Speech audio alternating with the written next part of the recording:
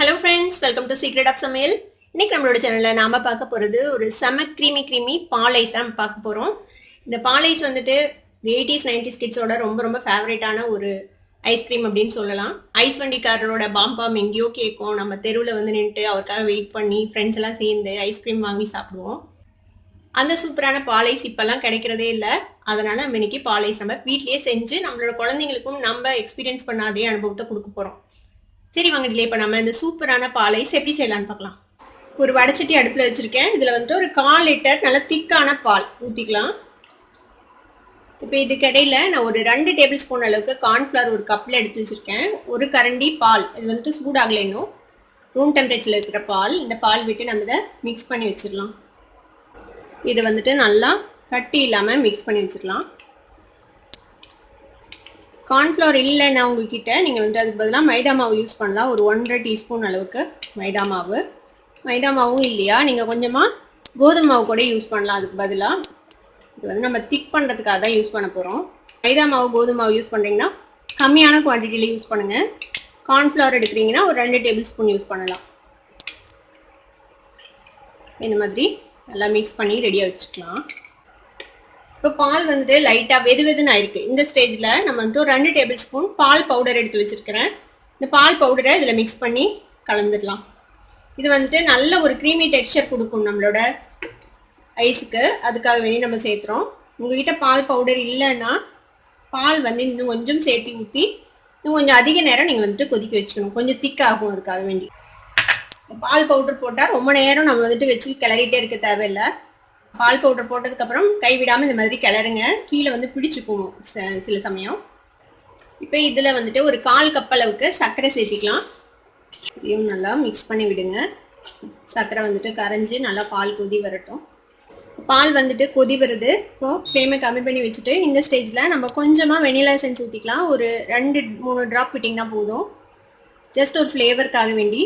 உங்ககிட்ட vanilla essence இல்லைன்னா ஏலக்காய் தூள் போடலாம். இல்லை அது கூட ஸ்கிப் பண்ணாலும் நல்லா தான் இருக்கும் இந்த பாலோட ஃப்ளேவரில். இது நல்லா மிக்ஸ் பண்ணி விட்டுலாம். இதில் இப்போ நல்லா கலந்து விட்டாச்சு. இப்போ நம்ம இதில் இந்த கார்ன்ஃப்ளவர் கலவையை ஆட் பண்ண போகிறோம். இதில்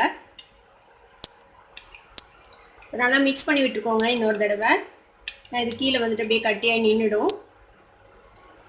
இப்போ கொஞ்சம் கொஞ்சமாக சேர்த்து நம்ம இதில் வந்துட்டு கிளறிக்க போகிறோம். கைவிடாமல் கிளறணும், இல்லைன்னா கட்டி கட்டியாக ஆகிடும்.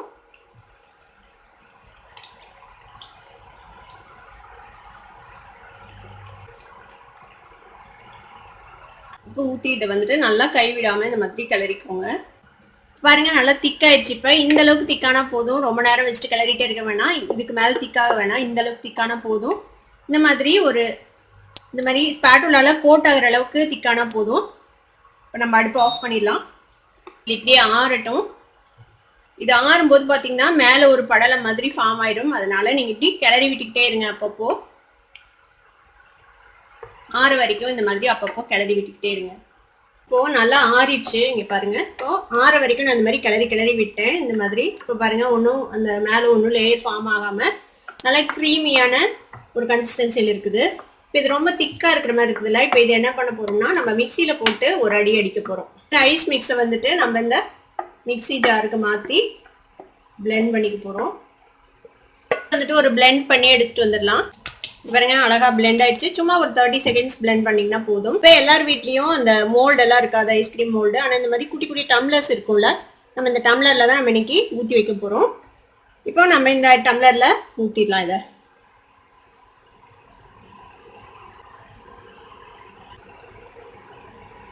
இப்போ நம்ம 1/4 லிட்டர் அளவு தான் செஞ்சோம். இந்த மாதிரி 4 குட்டி கப்ல நிறைய இருக்கு. நீங்க நிறைய செய்யணும் அப்படின்னு நினைச்சீங்கன்னா அதுக்கு தகுந்த மாதிரி நீங்க குவான்டிட்டியை இன்க்ரீஸ் பண்ணிக்கோங்க.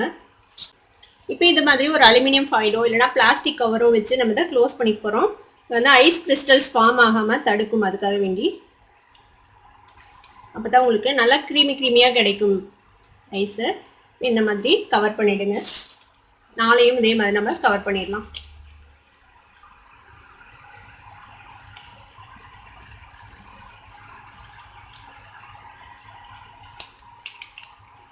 இந்த மாதிரி குச்சி வந்து உங்களுக்கு ஸ்டேஷனரி கடையில் கிடைக்கும். இல்லைனா நீங்கள் ஏதாவது மூங்கில் குச்சி இருந்தால் அது கூட நீங்கள் யூஸ் பண்ணிக்கலாம். என்ன பண்ணான்னா நடுவில் இந்த மாதிரி ஒரு கத்தியில் சின்னதாக ஒரு ஓட்டை போடுங்க. இப்போ இதுல நம்ம இந்த குச்சியை சென்டர்ல இன்சர்ட் பண்ணி உள்ள வச்சிடலாம். இப்போ இது இப்படியே நம்ம தூக்கி ஃப்ரீசர்ல ஒரு 10 மணி நேரம் வைக்க போறோம். இல்லைன்னா ஓவர் நைட் அப்படியே வச்சிடுங்க. இப்போ நம்ம செட் ஆனதுக்கு அப்புறம் எப்படி இருக்குது அப்படின்னு நம்ம எடுத்து பார்க்கலாம். இப்போ ஒரு 6 மணி நேரம் வச்சு நான் எடுத்துட்டேன். நல்லா ஃப்ரீஸ் ஆயிடுச்சு. இப்போ நம்ம எடுத்து பார்க்கலாம் அது நல்லா எப்படி இருக்குதுன்னு சொல்லிட்டு. வேண்டாம், ஃபாயில் பேப்பர் ரிமூவ் பண்ணிடலாம். பாருங்க நல்லா செட் ஆயிடுச்சு. இப்போ இதை நீங்கள் வந்துட்டு ஒரு 10 செகண்ட்ஸ் தண்ணிக்குள்ளே வைக்கலாம். இது கொஞ்சம் இதாகிறதுக்காக, இல்லைன்னா இப்படி கையில் வந்துட்டு இப்படி ரோல் பண்ணி கூட நீங்கள் எடுக்கலாம். மாதிரி நம்ம இப்போ எடுக்கலாம். பாருங்க சூப்பரான நம்மளோட கிரீமி பால் ஐஸ் ரெடி ஆயிடுச்சு. இந்த மாதிரி ஒரு பிளேட்டில் வச்சிடலாம். நம்மளோட செம்ம கிரீமி பால் ஐஸ் இப்போ ரெடி ஆயிடுச்சு. இந்த சூப்பரான பால் ஐஸை நீங்களும் ட்ரை பண்ணி பாருங்க. ட்ரை பண்ணி பார்த்துட்டு எப்படி இருந்தது அப்படி எனக்கு கமெண்ட்ஸ்ல ஃபீட்பேக் கொடுங்க. இந்த வீடியோ உங்களுக்கு பிடிச்சிருந்ததுன்னா சப்ஸ்கிரைப் பண்ணுங்க, பக்கத்துக்கு பெல் ஐகானை கிளிக் பண்ணுங்க. அப்பதான் என்னோட நோட்டிஃபிகேஷன்ஸ் உடனே உங்களுக்கு வந்து சேரும். லைக் பண்ணுங்க, ஷேர் பண்ணுங்க. தேங்க்யூ ஃபார் வாட்சிங் வீடியோ. Bye bye.